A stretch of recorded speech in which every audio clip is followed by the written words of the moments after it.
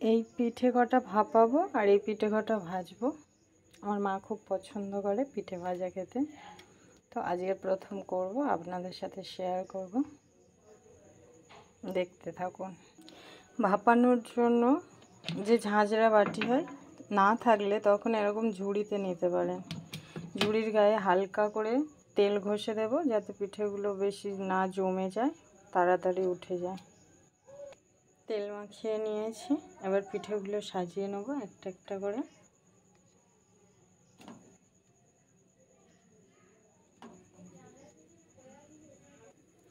জল বসিয়েছি, জলটা ফুটলে এই সাজানো হয়ে গেছে, চাপা দিয়ে নিলাম, এর ওপরে চাপিয়ে দেব। জল ফোটা শুরু হয়ে গেছে, স্টিম ওঠা শুরু হয়ে গেছে, তাই এবার পিঠের ঝুড়িটা বসিয়ে দেবো এর ওপরে। বসিয়ে দিয়েছি, এইভাবে 15-20 মিনিট রাখবো, তারপরে খুলে দেখাবো কেমন হয়েছে।